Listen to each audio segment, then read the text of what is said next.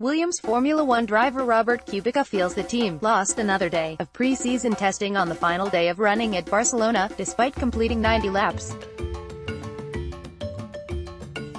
The team had to curtail its running on Friday due to the amount of wear and tear on components on the FW42. It had already missed the first 2.5 days of testing due to the car's late arrival, before seeming to recover with some significant mileage in the second week.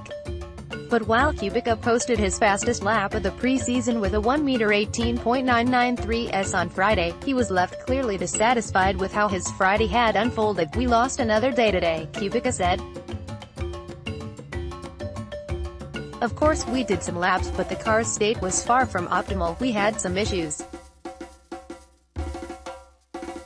Unfortunately, the car was not representative to what it should be, and this had a big impact on our running program of today. All the information was misleading, and in some way also it was difficult to get any information for Australia." Kubica said that the unproductive final day stemmed from a lack of spare parts, which came as a result of the initial delay of the FW42. "Of course we faced a big delay, and some of today's issues are a consequence of being in a rush," he said. "If you struggle to have a car for the week before, you struggle to have spare parts, and unfortunately today it was required to have bits to replace, and we couldn't replace them. In the end we did the maximum from what we have, but this maximum is not enough, because in the end the car was from optimal." Williams technical chief Paddy Lowe admitted Kubica could not do a long run because the team was simply out of parts to replace on its test car. The long running in the afternoon was unfortunately brought to a halt because a number of critical bodywork parts had reached a stage of degradation that meant that we were no longer learning useful information from the car, nor indeed for Robert, he said. "So we decided to switch our time to those final race procedural practices, starts, pit stops, etc., that we need to do before Australia. Having arrived late to the testing, our reliability during the running itself has been incredibly high.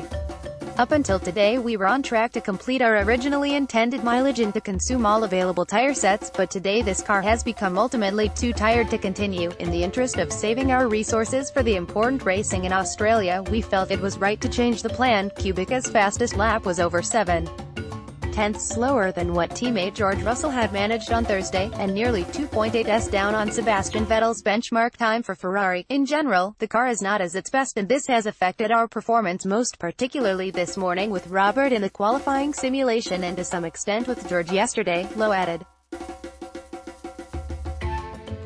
Share this article